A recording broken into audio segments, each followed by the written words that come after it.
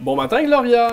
Bon matin! Merci d'être là pour une dernière fois en 2019. Oui, une dernière chronique. Oui, là, il va falloir que je m'y mette parce que j'ai pas encore lu. Là, je vais être bien J'ai frais. quelque chose pour toi aujourd'hui. OK, parfait. Parce que là, dans le temps des fêtes, je vais avoir du temps. OK.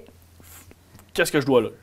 Je vais commencer avec celui-là. Écoute, ma chronique aujourd'hui, c'est encore des suggestions de cadeaux qu'on peut offrir à ceux qu'on aime, mais qu'on peut s'offrir à nous aussi. C'est des livres qui rendent heureux. Alors, je commence avec celui-là, le Why Café. Le Why Café. Est-ce que tu as déjà lu ces livres-là? Non, moi, j'ai déjà bu du café. Est-ce que ça dit quelque chose? Non, même pas. Non. OK. Pourtant, c'est un livre, c'est un best-seller. Ça a été traduit en 18 langues et c'est plus de 300 000 copies de vendues. Mon Dieu, je ne fais pas partie des 300 000, non, alors, visiblement. à partir d'aujourd'hui, oui. C'est quoi ce livre-là? C'est un livre, c'est du développement personnel, mais pas comme on est habitué de voir avec un coach de vie qui nous amène quelque part et qui veut nous inculquer ses principes de vie. Pas du tout. C'est un roman. C'est une fiction. On accompagne John, qui est un personnage fictif, dans sa quête du bonheur. Il se retrouve à ce café-là par hasard. Et puis, dans ce café-là, il va y avoir 3 questions qui vont lui être posées.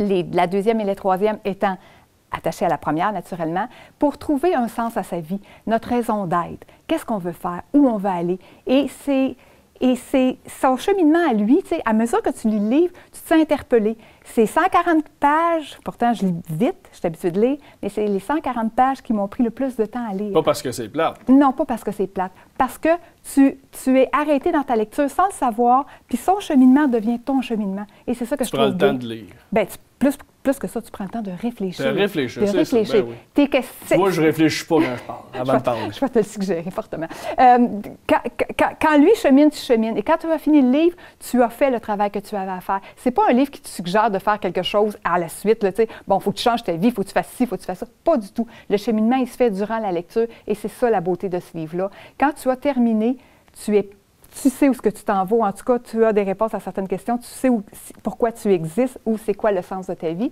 Il y a 3 mots qui s'interposent, qui s'interfèrent dans ce livre-là à la fin, dans le fond. C'est le bonheur, c'est la liberté, puis c'est le courage. Quand tu es capable de faire le lien entre ces 3 mots-là, tu vas être heureux. C'est vraiment ça.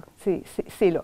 Naturellement, on est rendu au volume 2 et le volume 3 parce que dans la vie, suite à certains changements, tu dois retourner au café pour reposer les questions. Ça, on est en constante évolution. Oui, exactement. Alors, si j'avais, tu sais, les gens me demandent souvent, vu que je lis beaucoup, puis je suis dans le domaine littéraire, qu'est-ce que tu me conseilles ou c'est quoi le meilleur livre? J'ai de la misère à dire ça parce que je lis beaucoup, puis il y a plein de styles littéraires et chaque style littéraire a un best, si tu veux, là, un meilleur livre. Puis les goûts d'un ne sont pas les goûts de l'autre aussi. Mais si j'avais un livre à référer à tout le monde, ça serait celui-là. Si j'avais un livre à emporter sur une île déserte, tu sais, des fois, on se fait poser cette question-là, ça serait celui-là. Mon Dieu, c'est très fort. Je te le vole. OK, parfait. Je t'en fais cadeau. Bien, t'es bien fine. Merci.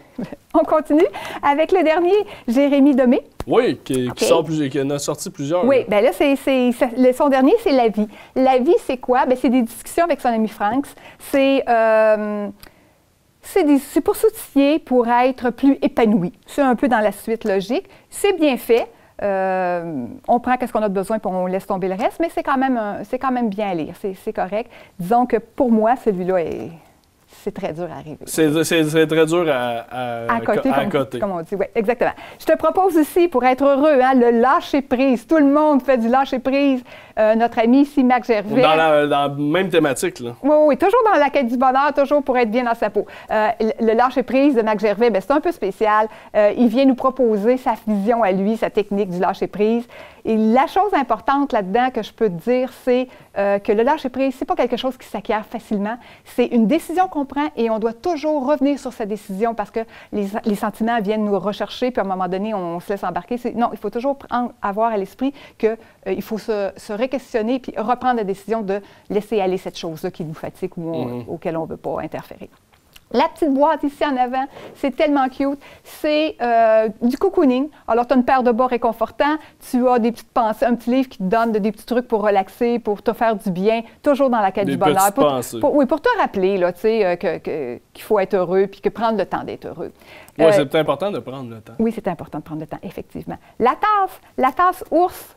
Je la trouve tellement belle. C'est aussi... Je me réveille tout doucement. Tout doucement. doucement. Oh, le jeu de mots. C'est cute, hein? Mais ça aussi, c'est accompagné d'un petit livre pour se faire plaisir, des petites pensées du matin, des petites recettes pour avoir un latte ou un chocolat chaud. Oui, puis il y a de la place, là. C'est une grosse tasse. Oui, tu peux partager. Tu peux la prendre à deux parce que moi, en tout cas, j'aurais bien de la misère à boire tout ça. Bien, c'est ça, puis j'aurais peur qu'il devienne froid. Ben, tu partages. Écoute, c'est pour se faire plaisir. Tu partages, hein? C'est ça le but, là. Fait que c'est plein de petits trucs pour le bonheur, OK? Pour apprécier le moment présent.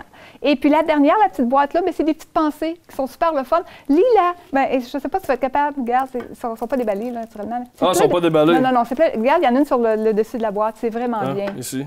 Non, sur le dessus. Les recettes du bonheur? Non, sur le côté d'abord. Regarde, il y a une pensée quelque part. Je l'ai lue. Ah, ben oui. Être heureux, ce n'est pas tout avoir, c'est n'avoir besoin de rien d'autre. Et voilà, est-ce que c'est beau? Je te laisserai sur une pensée, je te laisserai sur une chose, tu vois, le café, OK? Pour te donner le goût de le lire. C'est une phrase que j'ai beaucoup aimée du livre qui dit, écoute bien, la vie est une histoire formidable. Seulement les gens ne réalisent pas qu'ils sont l'auteur et qu'ils peuvent l'écrire comme ils la veulent. C'est très beau. C'est beau, hein? C'est une belle phrase de... Alors, pour clore la saison. Je t'ai donné le coup de lire. Oui, mais tu me le donnes pour vrai, là? Ah oui, pour le vrai. Ah oui, pas juste devant un Kodak. Non, pour le vrai. Merci beaucoup, Gloria. De la part des librairies Boyer, je te l'offre. Mais merci aux librairies Boyer qui me font ce beau Alors, cadeau. joyeux Noël. Mais merci à toi également. Bonne année. Bonne année. Et plein de bonheur pour 2020. Mais on se revoit tantôt pour la chronique. Ouais, mais tout d'un coup, les gens n'écoutent pas. Ah, ben non, ils vont se rendre.